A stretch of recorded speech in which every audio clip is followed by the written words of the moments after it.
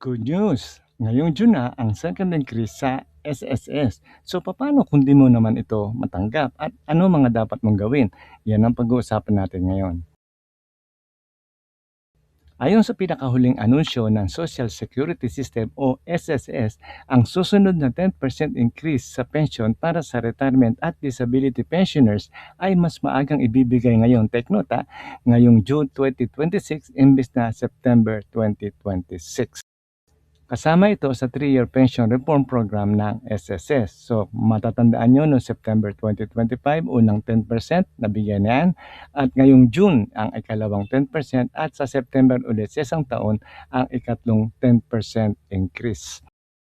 So kung kayo ay 80 years old and below at kasalukuyan tumatanggap ng pensyon, wala na kayong dapat alalahanin. Pero kung 80 years and above, mayroon kayong dapat gawin at dapat malaman. So ano lang mga dapat nyong malaman? Una, dapat qualified ka dapat bilang retirement pensioner, disability pensioner o survivor or death pension beneficiary. Kapag active at tuloy-tuloy ang pensyon mo, automatic na idaragdag ang increase sa buwan ng pensyon. At didiretso ito at ikikredit sa registered bank account o disbursement account mo sa SSS. So kung ang disbursement mo nasa ATM, UMID, GCash, Maya o kaya ay sa iyong bank account. So ano mga dahilan kung bakit hindi pumasok sa account mo ang increase? So una, kapag may problema katulad ng nasuspende ang iyong account o ang iyong pensyon, kulang ka sa AKOP compliance o kaya ay inactive ang iyong account, maaring madelay ang release ng inyong pensyon. So una, dapat mahalaga na updated ang inyong AKOP compliance para sa required pensioners. Active din dapat ang inyong bank at disbursement details at ang inyong account sa MySS. So ano ba ang AKOP compliance at bakit mahalaga ito? Ito ang ibig sabihin ng Annual Confirmation of Pensioners Program ng Social Security System o SSS. Layunin nito na siguraduhin na buhay pa ang pensioner o beneficiary. Yan ang pinaka-importante nila na gustong malaman. Tama pa rin na tumatanggap ng pensyon at maiwasan ng fraud o maling pag-release ng pensyon. Karaniwan required ito sa total disability pensioners, sa mga survivor pension beneficiaries at dependent parents na tumatanggap ng pensyon.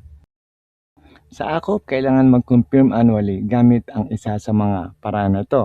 So una, pwedeng sa inyong account, pwedeng video conferencing, pwedeng over the counter. Punta lang kayo sa SS branch at mag-submit ng required documents. Kapag hindi nakapag-AKOP sa tamang schedule, maaaring masuspinde o ma-hold ang inyong pensyon at kailangan mo na makapag-comply bago maibalik ang pensyon. Babalik naman yan, kailangan comply muna kayo.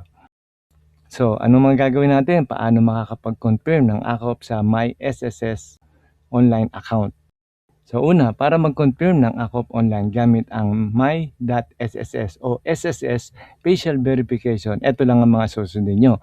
Kailangan dapat meron kay SS number, meron kay cellphone, internet, at ito importante, registered kayo sa PhilSys o National ID at active ang inyong pension account. So ito na ang step-by-step process. So, una, pumunta sa official AKOP online portal ng SSS sa AKOP online portal na link na nasa ilalim. So piliin kung registered ka na sa National ID o PhilSys. Importante ito, no? Verification kasi ito. So ilalagay ang inyong SS number, pangalan, birthday at iba pang mga detalye na hinihingi.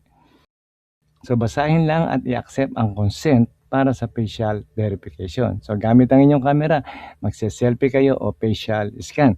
Sundin ang instructions sa screen at kailangan malinaw ang mukha at maliwanag ang paligid. Hintayin ang biometrics o liveness verification. Kapag successful, makikita na ang confirmation na completed na ang inyong AKOP compliance. So importante lang na paalala, pwede lang mag-early compliance within 2 months bago ang birthday month ng pensioner. 2 months ha. So, kung hindi ka tugma sa record sa PhilSys, kailangan mag-branch o visit o video conferencing.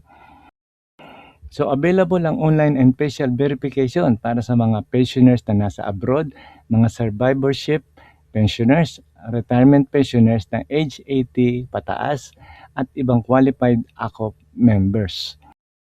Disclaimer lang po, ang impormasyong ito ay para lamang sa pangkalahatang kaalaman at maaari magbago anumang oras. Para sa opisyal at update na detalye tungkol sa Social Security System o SSS, bisitahin ang kanilang official website sa website link na yan o ang kanilang official social media pages. At hindi kami konektado o opisyal na kinatawan ng SSS.